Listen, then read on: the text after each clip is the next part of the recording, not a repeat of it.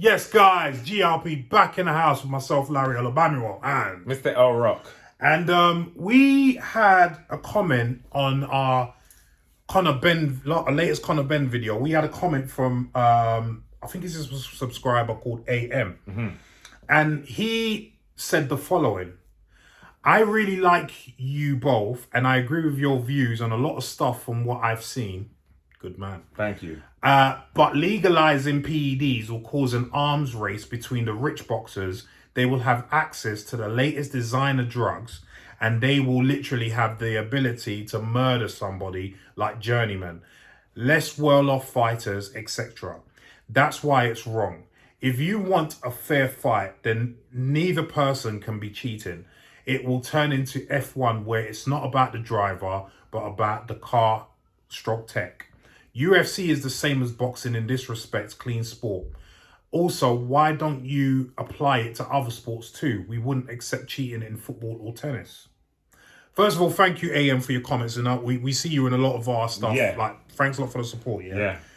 We are gonna have to respectfully disagree with you on this, right? But we're gonna give you very valid reasons as to why. Now, first of all, let me just clarify something. You talk about legalizing PEDs. This isn't a legal issue, not in the UK anyhow. PEDs are actually legal to take as long as you don't sell them. Yeah.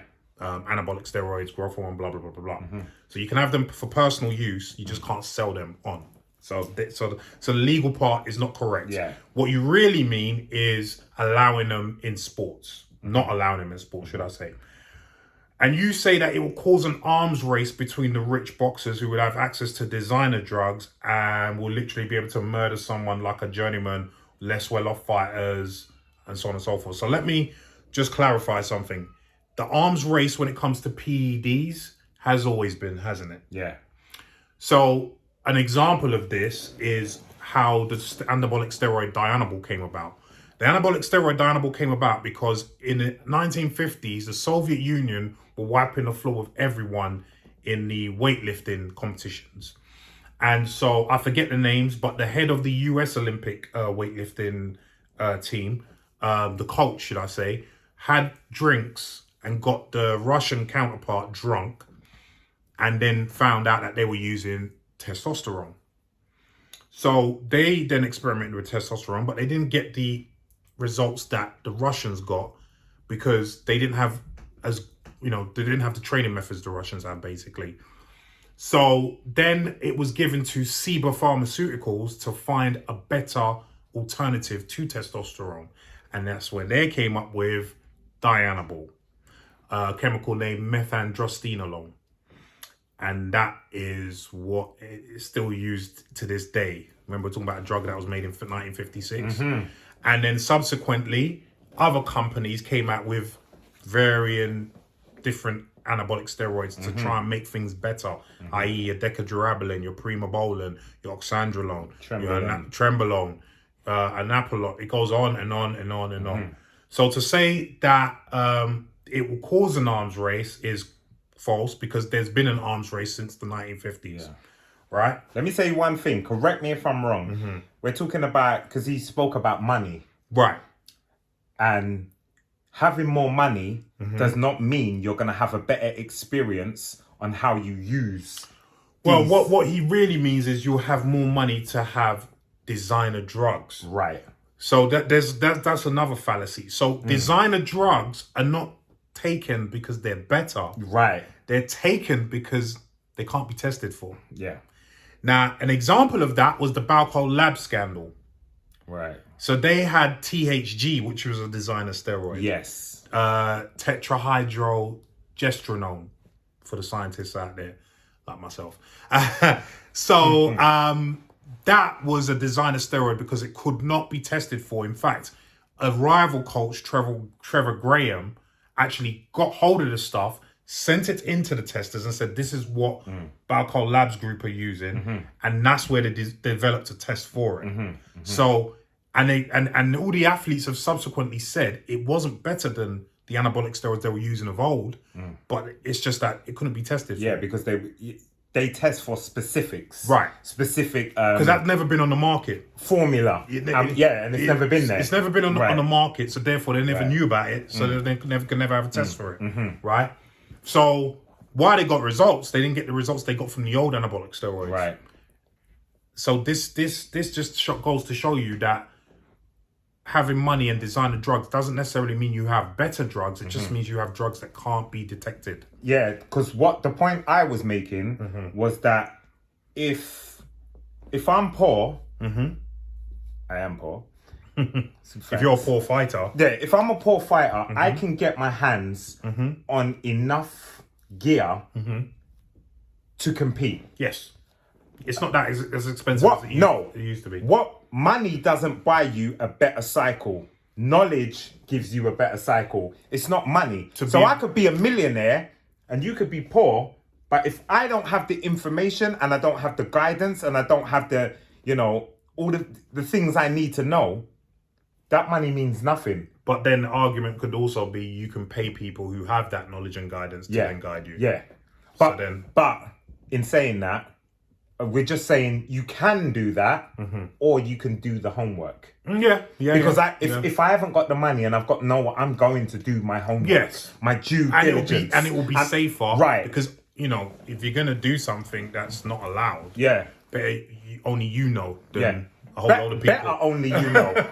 Because it always comes out in the end. Right. If you're not able to stand by what you're doing, if I'm doing it, I'd be the type to say, I'm doing it. But what the fact of the matter is, we ain't got to worry about the rich versus the poor.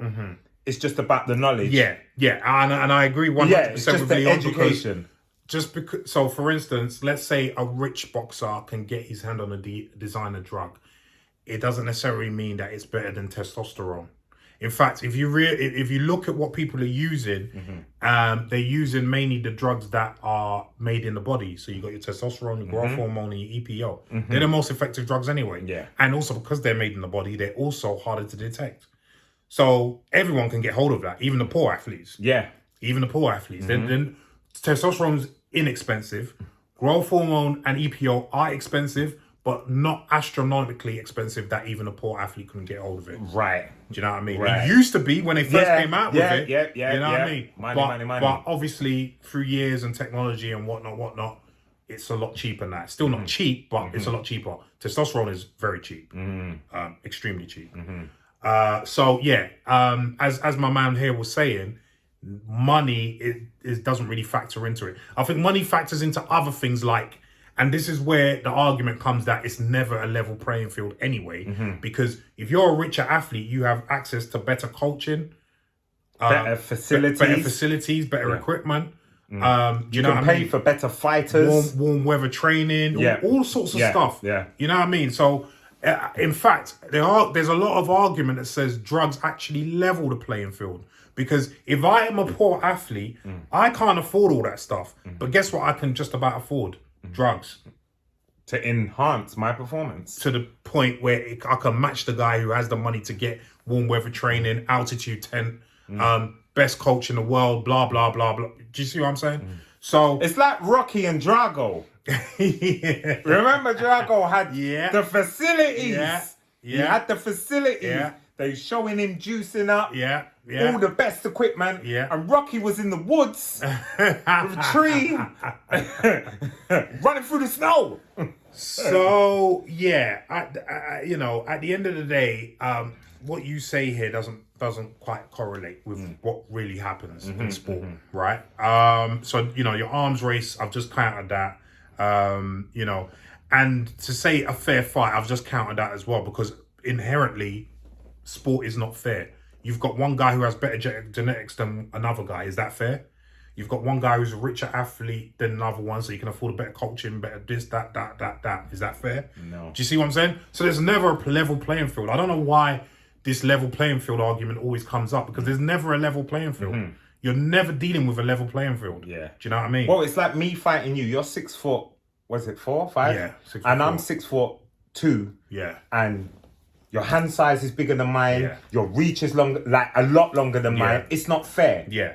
It's not fair. Yeah. So what do I do? Yeah. Only fight someone that's my height, Right. my range, my everything. You know, how do you think these people step up? Even Conor Ben, he had to step up weight. He had to step up. Which was all correlated. Thank you. Right. Thank you. He wasn't going to be able to step up and be fit and well in that short amount of time without PDs. Yeah.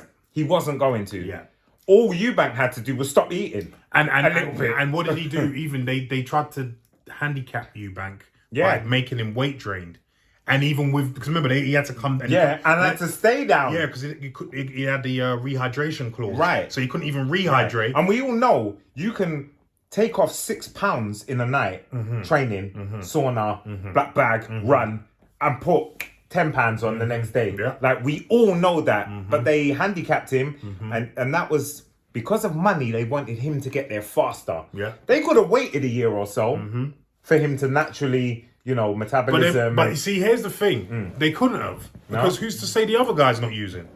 No, well, this is it. But this is my point. But this is it. So this is what I'm saying. Like, you're assuming that the other guy's not using when you say that, what was it? Let's have a fair fight. You don't know who... Just because someone passes a drug test, it doesn't mean they're clean. Yeah. Do you know what I mean? Just means they passed. It just means they passed the test. And this is where money can be involved. Right. In hiding. Right. And in... But also know-how. Because know-how. again, like you said, you don't have to have money. If you can find the knowledge. Yep. Do you know what I mean? Yeah. I was never a rich athlete. I had the knowledge. Yeah. Do you know what I mean? So,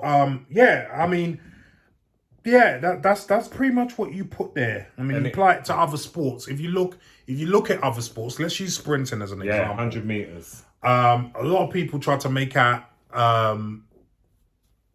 that Usain Bolt is not using anything, right? He's number one at the all-time list, but from 2 to 10 have all been caught at some point using performance-enhancing drugs. From 2 to 10. From 2 to 10. 2 to 10. This is Carl Lewis. This is Linford Christie.